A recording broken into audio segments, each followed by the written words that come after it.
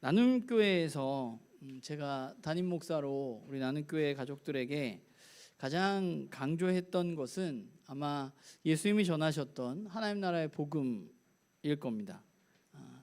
성경에 여러 가지 메시지들이 있지만 성경을 관통하는 중심 메시지는 예수님이 선포하셨던 하나님 나라라고 할 수 있습니다. 그러면 예수님이 선포하신 하나님 나라의 내용은 무엇인가? 이제 우리가 다 알 정도가 됐지만 우리 다시 한번 오늘 말씀을 시작하면서 꿈에도 나오는 그림표를 우리가 보면서 얘기를 나눠봅시다. 사실 제가 봤을 때 여기 있는 성도님들 나눔교회 한 3년에서 5년 이상 되신 분들은 이제 이 그림표를 보면 이제 여러분들이 설명할 수 있을 정도가 되지 않았을까 하는 생각이 들기도 하는데, 예수님이 하나님 나라 선포의 가장 중요한 부분은 하나님이 다스리시는 나라가 예수님으로 인해서 이 땅 가운데 침투에 들어오고 시작되었다는 것이죠. 아니, 이게 안 나오죠. 네, 안 나오네요. 어쨌건 하나님이 다스리시는 그 나라가 이 땅에 침투에 들어왔다는 것입니다. 그래서 예수님이 이 땅에 오심으로 말미암아서 그 하늘의 나라가 이 땅 가운데 시작되었다는 거예요. 그런데 문제는 뭐냐 하면 그 나라가 완전히 이 세상의 나라를 끝내버리지 않았다는 것입니다. 그러니까 예수님이 이 땅에 오셔서 하나님 나라가 시작되어서 이 땅이 끝났으면 더 어쩌면 나았을 수도 있는데, 그러면 우리가 예수님 모르고 구원을 못 받을 수도 있겠죠. 그러나 그 나라가 끝나보는 것이 아니라 최후의 심판이 유보되어지고 우리들에게 기회가 주어졌다는 거예요. 이 세상에 그 하나님 나라를 경험하고 하나님 나라에 들어갈 수 있는 기회가 우리에게 주어졌다는 것입니다. 그러면 언제 이 나라가 끝나고 완전한 하나님 나라가 이 땅에 임하는가? 성경은 예수님이 다시 오실 때, 그때가 바로 이 땅 가운데 완전한 하나님 나라가 임하게 되는 때라고 우리에게 이야기하고 있는 것이죠. 그날에 저 뒤에 있는 두 번째 빨간색 그때에 새하늘과 새 땅이 이 땅에 임하게 될 것입니다. 그렇다면 우리는 지금 어디에 서 있는가 생각해 보자면, 우리는 바로 이미 시작된 하나님 나라와 아직 완성되지 않은 하나님 나라 사이에서, 저기서 회색 부분 사이에서 우리는 살아가고 있는 것이죠. 그러니까 우리가 살아가고 있는 이 중간 지역은 사탄이 예수 그리스도에 의해서 패하기는 했지만 여전히 활동을 하고 하나님 나라의 일들을 방해하고 있는 세상에 우리는 살아가고 있는 겁니다. 그러니까 저와 여러분이 그냥 사탄이 활동하지 않고 우리가 마냥 편안한 세상에 살아가는 게 아니라 여전히 사탄은 활동하고 또 우리를 괴롭히고 그런 세상에서 우리가 살아가고 있다는 거예요. 그러면 악한 영이 가장 싫어하는 것이 무엇일까 생각해 보자면, 가장 싫어하는 게 뭘까요? 사탄이 가장 싫어하는 거.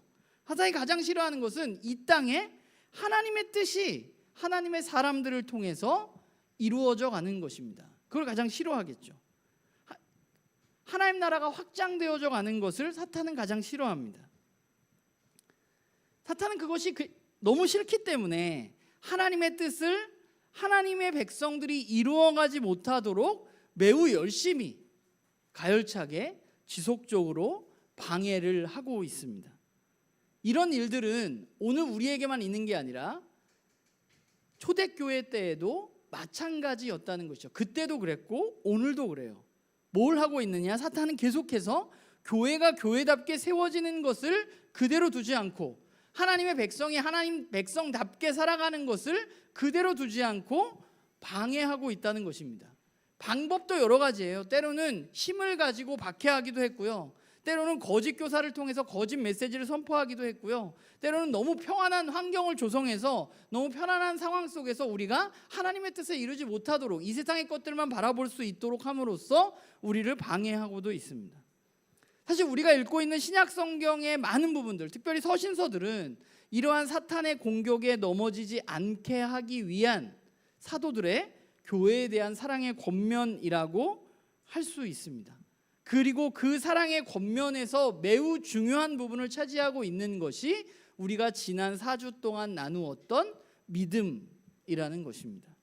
그리고 우리는 앞으로 4주간 우리에게 좀 생소한 유다서 말씀을 나누면서 우리는 사탄이 어떻게 교회를 무너뜨리려고 하는지, 그리고 우리가 그 가운데 어떻게 지켜지고 어떻게 세워질 수 있는지에 대해서 나누어 보려고 합니다. 사실 유다서는 우리들에게 그렇게 익숙한 성경은 아니에요. 그리고 저도 유다서로 처음 설교하는 겁니다. 주일 설교. 그래서 이번 굉장히 짧은 성경이지만 이 짧은 성경 안에서 우리가 4주 동안 나누면서 우리가 믿음에 대해서도 생각하고 교회를 교회답게 하는 것에 대해서도 생각하고 그리스도인으로서 살아갈 수 있는 것에 대해서도 함께 좀 생각하면서 말씀을 나누었으면 좋겠습니다. 우선 유다가 편지를 쓴 거잖아요. 근데 유다의 편지를 받는 사람들이 누구인가 하는 거예요. 그 사실 유다의 편지를 받는 사람들이 누구인지는 분명치는 않습니다. 어떤 특정한 교회였는지 분명하진 않지만 유다서를 통해서 알 수 있는 사실은 뭐냐 하면 이 편지를 받는 사람들, 그 교회 안에 거짓 교사들이 들어와서 거짓 메시지를 전하고 있다는 것이고 그 메시지를 통해서 교회가 흔들리고 있다는 거예요. 매우 위험스럽게. 우리가 그 거짓 교사에 대해서는 다음 주와 다다음 주에 좀 더 자세히 살펴볼 겁니다. 어찌되었건 교회 안에 예수 그리스도의 복음이 아닌 다른 이야기를 하는 사람들이 생겼고 그 이야기들이 아무 영향을 미치지 않는 게 아니라 교회에 굉장히 큰 영향을 미쳐서 교회의 위기를 가져오고 있었다는 거예요. 그런 교회에게 유다는 편지를 한 겁니다. 교회가 무너지지 않도록 교회가 굳세게 세워져 가기를, 교회가 지켜져 가기를 간절히 바라는 마음으로 이 편지를 쓴 것입니다. 그렇다면 이 편지를 쓴 유다는 과연 누구인가 하는 것이죠. 오늘 말씀을 보면 유다는 자기 자신을 두 가지로 소개하고 있어요. 첫 번째는 뭐예요? 1절 처음에 예수 그리스도의 종입니다. 그리고 두 번째는 뭐예요? 야고보의 형제입니다. 여기서 말하고 있는 야고보는 누구일까요? 성경에 야고보가 여러 명 나오잖아요. 여기서 말하는, 여러분이 가장 잘 아는 야고보는 누구예요? 예수님의 제자 중 한 명이었던 야고보입니다. 그런데 여기서 말하는 야고보는 예수님의 12제자 중에 한 사람이었던 야고보가 아니고 초대교회 예루살렘 교회에서 가장 중심적인 역할을 했던 예수님의 형제 야고보입니다. 그러면 유다가 야고보의 형제라면 유다는 결국 누구의 형제예요? 예수님의 형제입니다. 아마도 학자들은 예수님 집안의 막내였을 것이라고 추정하기도 합니다. 그러니까 예수님 가족 이야기를 한 부분을 보면 가족들 이름이 쭉 나온 복음서를 보면 거기 유다의 이름이 기록되어져 있습니다. 그러면 왜 유다는 예수 그리스도의 종, 야고보의 형제라고 자기를 소개했을까요? 그냥 차라리 예수님의 형제라고 표현하는 게 더 쉽지 않았을까? 자신의 권위를 내세우기 위해서라면. 내가 지금 이 편지를 쓸 만한 권위를 가졌다는 것을 드러내기 위해서 어쩌면 예수님의 형제, 난 예수님과 혈육으로 묶여있는 사람이야 라고 썼으면 더 좋았을 수 있는데 왜 유다는 자신을 예수님의 형제라고 소개하지 않고 예수님의 종이라고 소개하고 있을까? 저는 이 유다의 소개가 유다 자신의 올바른 자기 정체성을 가진 모습이라고 생각하고 유다가 이 편지를 써내려고 하면서 하고 싶은 이야기와도 일맥상통한다고 생각해요. 유다는 자신이 이 글을 쓸만한, 즉 어려움을 당한 이 교회에 이런 편지를 쓸만한 권위를 가지고 있다고 분명히 생각했을 거예요. 내가 이렇게 권면할 수 있는 사람이야 라고 생각했을 것입니다. 왜 그렇게 생각했느냐 하면 그가 예수님의 형제여서가 아니라 그가 예수 그리스도의 종으로서의 삶을 살아가고 있었기 때문입니다. 교회는, 그리스도인은 혈연관계로 얽혀있는 곳이 아니라 교회는 예수 그리스도를 자신의 삶의 주인으로 받아들인 사람들이 모여있는 공동체입니다. 유다는 이 사실을 너무 잘 알고 있었고 그렇기 때문에 자신을 예수님의 형제가 아니라, 그게 어쩌면 더 권위가 있어 보일 수도 있지만 너희들이 믿고 있는 예수의 형제야 내가, 이게 더 권위 있어 보일 수도 있지만 예수님의 형제가 아니라 그분을 온전히 자신의 삶의 주인으로 받아들인 나도 예수 그리스도의 종으로서, 즉 그리스도인으로서의 정체성을 가지고 살아가고 있는 사람이라고 자기 자신을 소개하고 있는 것이죠. 이 얘기를 왜 하냐 하면 나중에 거짓 선지자들 이야기를 살펴보다 보면 그들이 주장했던 것들을 우리가 생각해 보자면 유다가 왜 이렇게 자기 자신을 소개했는지 조금 더 우리가 알 수 있을 것 같아요. 그러면 유다는 이 편지를 통해서 이 편지를 받는 사람들에게 어떤 이야기를 하고 싶었는가를 생각해 보자면, 오늘 1절 말씀을 보면서 우리는 유다가 하고 싶었던 이야기를 조금은 유추해 볼 수 있을 것 같아요. 유다는 지금 이 편지를 받는 사람들에 대해서 세 가지로 표현을 하고 있습니다. 오늘 1절을 보면 뭐라고 표현하냐면, 첫 번째는 뭐예요? 부르심을 받은 자들이고, 두 번째는 뭐예요? 하나님 아버지 안에서 사랑을 얻은 자, 그리고 마지막은 뭐예요? 예수 그리스도를 위하여 지키심을 받은 자라고 말하고 있습니다. 그러니까 이 편지의 수신자들은 하나님의 부르심을 입은 자들인데, 특별히 아버지 하나님 안에서 사랑을 받고 예수 그리스도로 말미암아 지키심을 받고 있는 사람들이라고 유다는 그들을 이야기하고 있는 거예요. 그런데 여기서 유다가 부르고 있는 부르심을 받은 자, 하나님의 사랑을 받은 자, 하나님의 지키심을 받는 자, 이런 말들은 사실 구약 성경에서 이게 처음 나온 말이 아니라 구약 성경에서 이미 하나님의 백성인 이스라엘을 지칭할 때 사용되어졌던 말들입니다. 그러니까 이스라엘을 부르면서 특별히 이사야서를 살펴보면 뭐라고 이야기하냐면, 이스라엘을 말하면서 이스라엘 백성이 하나님의 부르심을 입은 자들이라고 말하고 있고, 이스라엘 백성을 바라보면서 하나님의 사랑을 받은 자들이라고도 말하고 있고, 또한 하나님이 지켜주시는 자들이라고도 말하고 있다는 거예요. 그러니까 유다의 생각은 어떤 거냐면, 이 편지는 교회 공동체 일원들이 받고 있는 것이고, 유다는 교회를 어떻게 생각하고 있느냐 생각해 보자면, 구약 성경에 나타난 이스라엘을 대체할 만한 공동체로 교회를 바라보고 있다는 것이죠. 교회는 어떤 곳이냐? 새로운 이스라엘이 바로 교회라는 거예요. 과거에 하나님이 이스라엘 백성을 통해서 하나님의 뜻을 이루려고 했다면, 이제 하나님은 누구를 통해서 하나님의 뜻을 이루어가고자 하시느냐? 누구를 통해서 하나님의 뜻을 이루어가고자 하세요? 교회를 통해서 하나님의 뜻을 이루어가고자 하신다는 것입니다.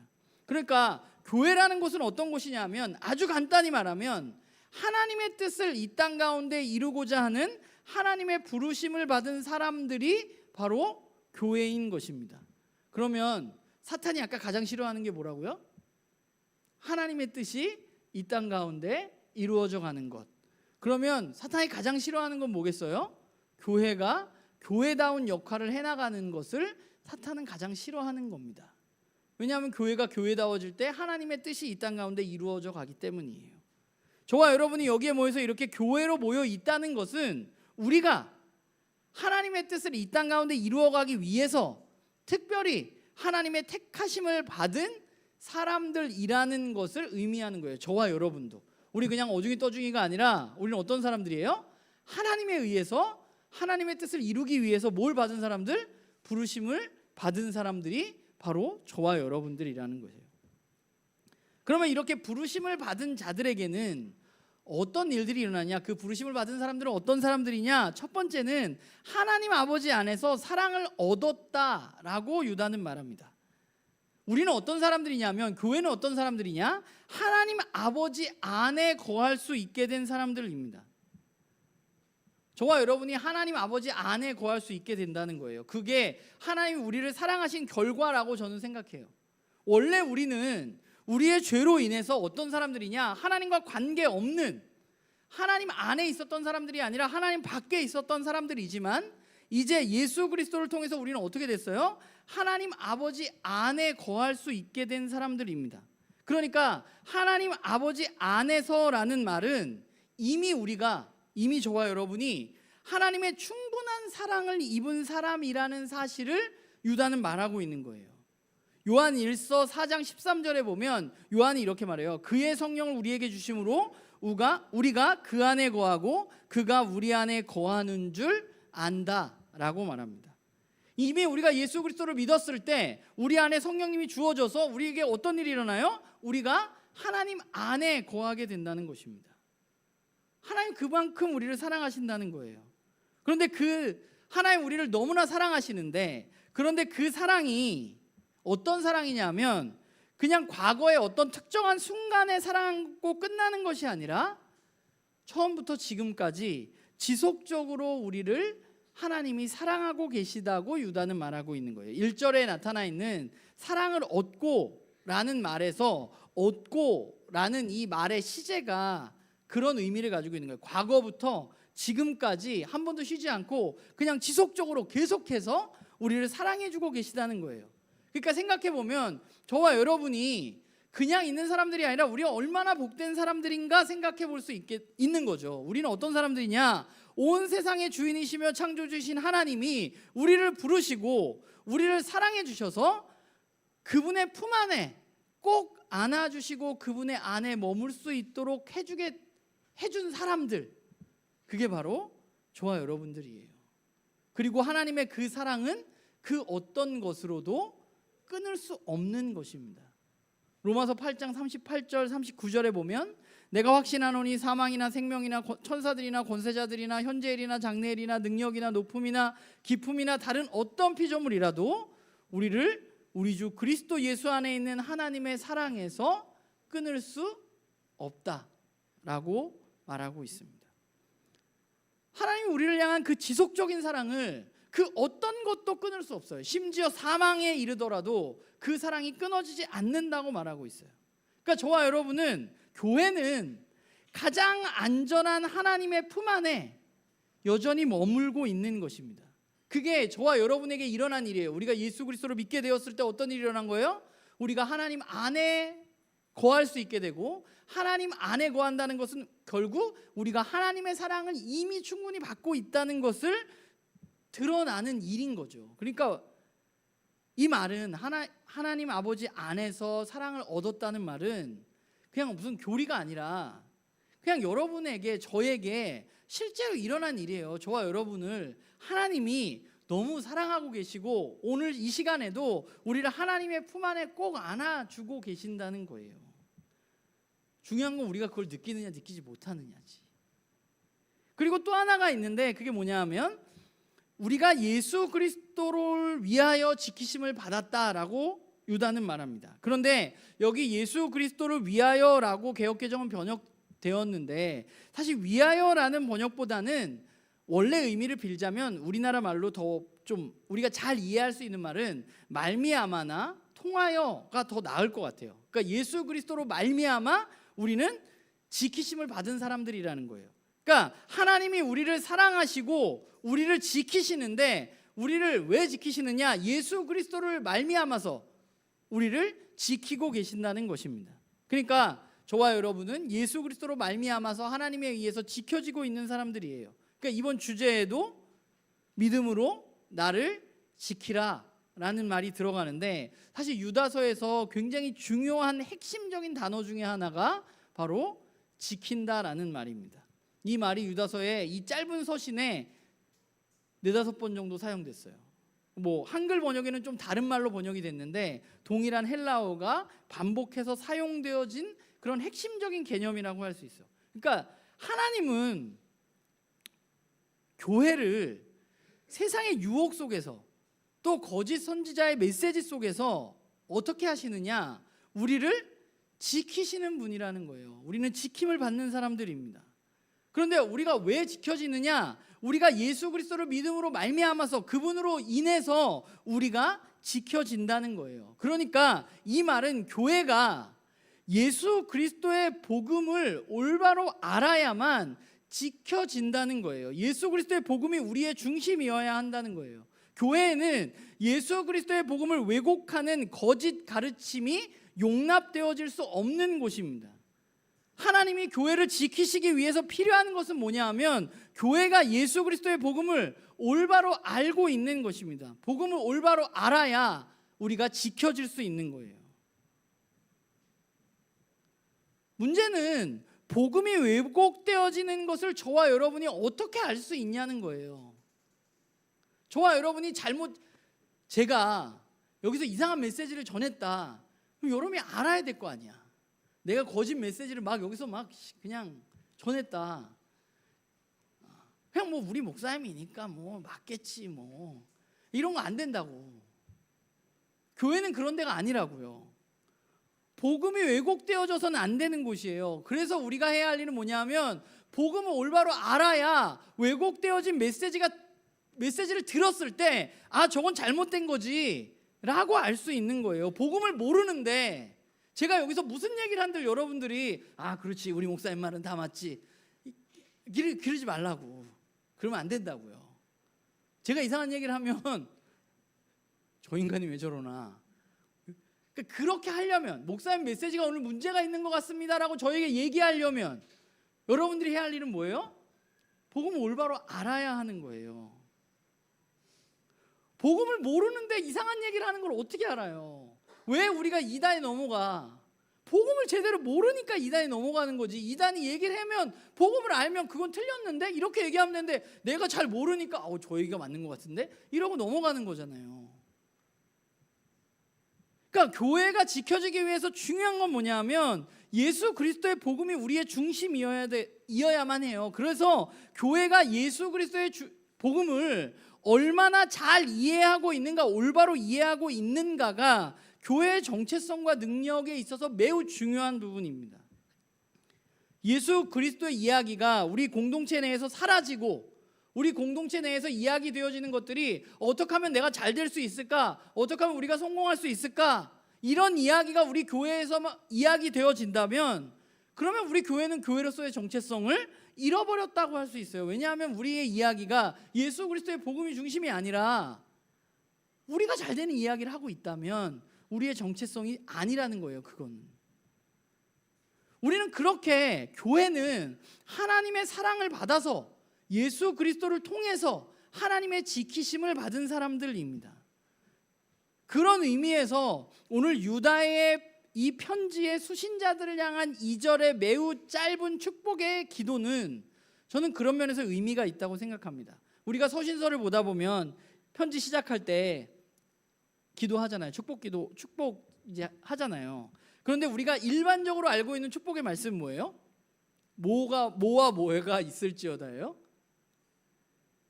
은혜와 평강이. 그게 가장 많은 거예요. 그 대부분의 서신서들을 보면 하나님의 은혜와 평강이, 예수 그리스도의 은혜와 평강이 너에게 있을지어다, 이렇게 말하거든요. 근데 오늘 유다는 매우 특별하게, 매우 독특하게 그 두 가지 대신에 다른 말을 하고 있어요. 뭐라고 얘기하고 있어요? 긍휼과 평강과 사랑이 너희에게 많아지기를 바란다고 기도하고 있어요. 여러분, 긍휼이라는 건 뭐예요? 긍휼, 불쌍히 여긴다는 거잖아요. 긍휼이 많아지기를 바란다고 유다가 축복을 하고 있는데 좀 이상하지 않아요? 긍휼이 많아지는 게 좀 이상하잖아. 불쌍히 여김이 많아지는 게 좀 이상하잖아요, 우리에게. 근데 유다서를 읽다 보면 이 긍휼에 대해서도 유다가 21절에서 23절에 다시 한번 이야기를 하거든요. 근데 그 뒷부분에 말하는 긍휼이 두 가지예요. 유다서 1장 21절 23절에 말하는 긍휼이 두 가지인데, 첫 번째 긍휼은 하나님이 우리에게 베풀어 주시는 긍휼이에요. 우리가 잘못하고 이게 잘 안 해도 하나님 우리에게 긍휼을 베푸셔서 마지막 날에 우리가 구원받을 수 있도록 우리에게 긍휼을 베풀어 주십시오. 하나님 우리에게 베풀어 주시는 긍휼 하나고, 두 번째 긍휼은 우리가 좀 의심하는 사람들, 거짓 메시지로 좀 흔들리는 사람들, 그 사람들에게 긍휼을 베풀어야 한다는 긍휼, 그 두 가지를 말하고 있거든요. 그러니까 여기서 긍휼이 많아지기를 바란다라는 말은 아마 이 두 가지를 어쩌면 유다는 생각하면서 이야기하고 있을 거예요. 그런데 생각해 보면 여러분, 세상은 긍휼이 여김을 받지 않기 위해서 애쓰는 것 아니에요? 여러분들 그렇잖아요. 누가 여러분들을 불쌍히 여기는 거 별로 안 좋아하잖아요. 우리의 목표가 아니잖아, 그게. 누군가 나를 보면서 긍휼한 마음을 갖는 거, 누군가 나에게 자비를 베푸는 일, 이런 일이 일어나지 않기를 위해서 우리가 열심히 사는 거 아닙니까? 그렇죠? 긍휼이 나는 누가 긍휼히 여김 안 해줬으면 좋겠다는 마음으로 우리는 최선을 다해서 살잖아요. 그런데 교회는 언제나 하나님의 긍휼이 필요한 곳입니다. 하나님의 긍휼이 없이는 우리가 유지되어질 수 없는 것이에요. 그러니까 세상으로부터 교회가 교회로 지켜지기 위해서는 뭐가 필요하냐? 우리에게 하나님의 긍휼이 반드시 필요합니다.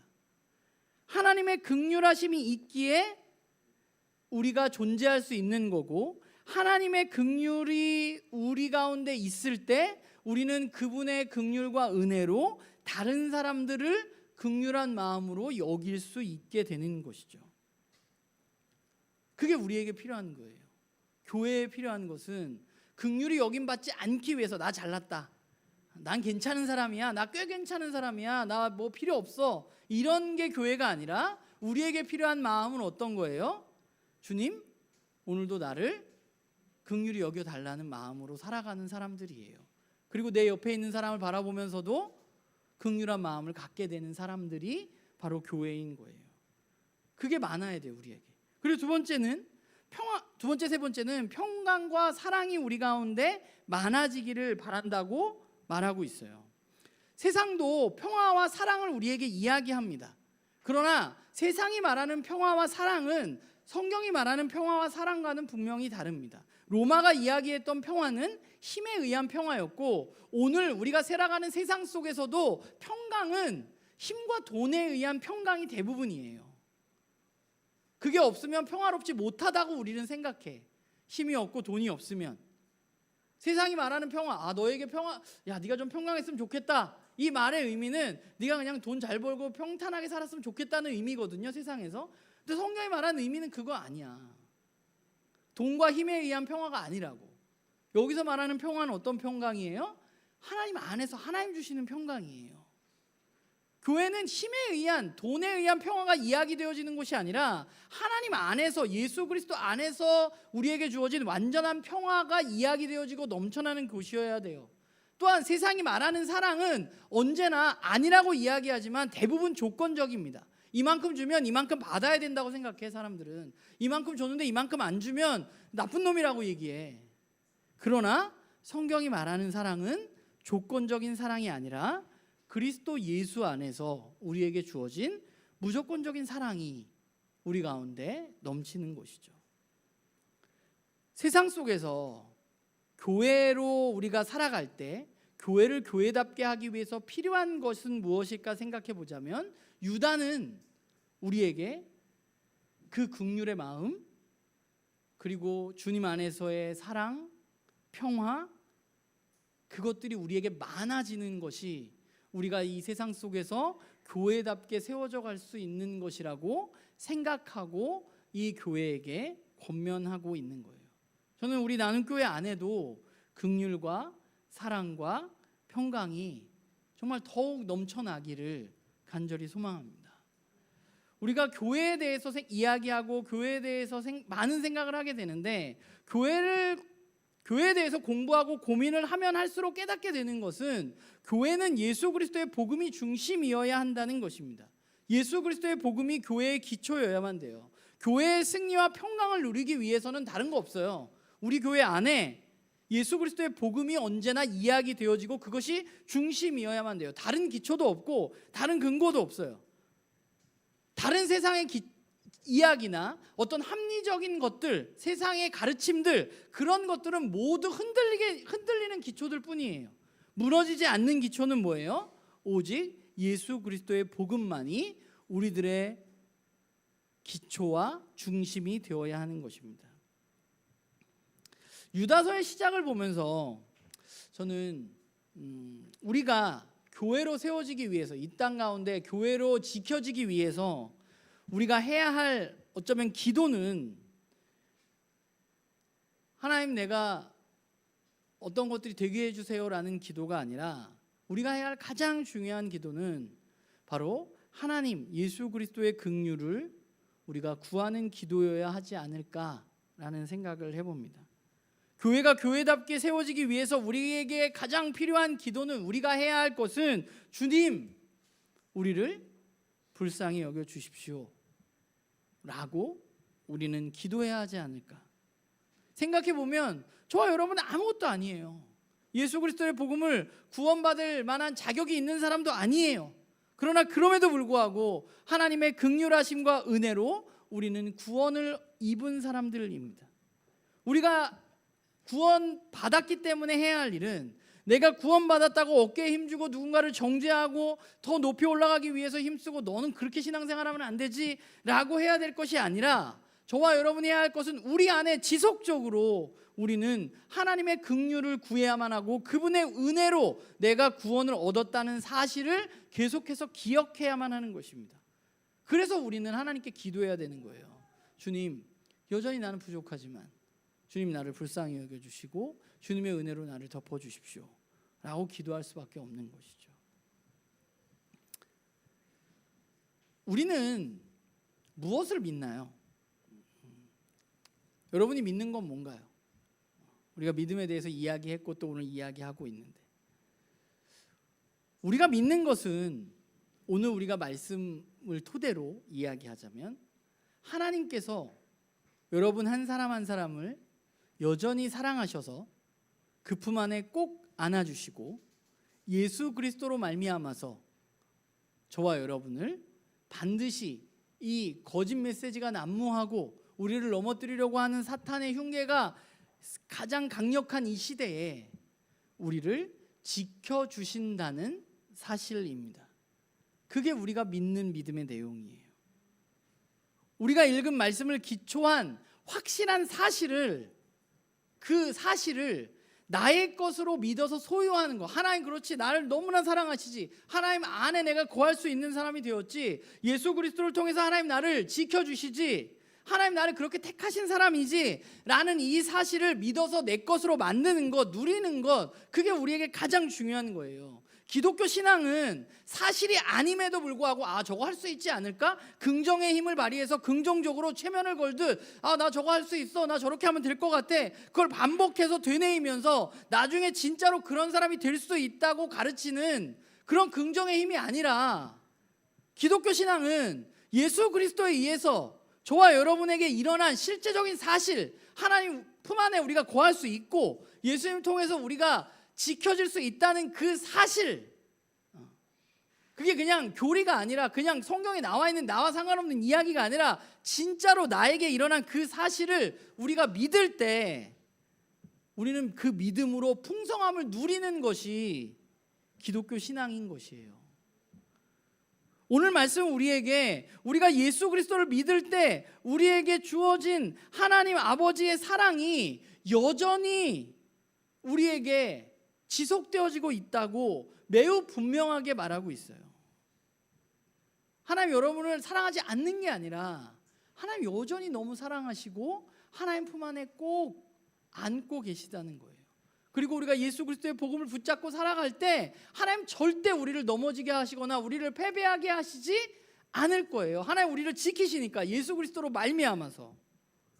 이번 한 주 우리가 또 세상 속에서 살아갈 때 우리를 또 교회답지 못하게, 그리스도인답지 못하게 무너뜨리려고 하는 것들이 우리에게 있을지라도 우리가 해야 할 것은 뭐예요? 오늘 우리가 나누었던 이 말씀 1절 2절 말씀을 의지해서, 그렇구나, 하나님 나를 사랑하시는구나, 하나님 예수 그리스도의 안에서 나를 지키시는구나 하는 마음을 갖고 긍휼과 평강과 사랑을 하나님 앞에 구하며 우리가 넘어지지 않고 오히려 어떠한 상황 가운데서도 풍성한 삶을 이번 한 주 누리시는 나눔교회 식구들 되기를 주님의 이름으로 부탁을 드립니다. 기도하겠습니다.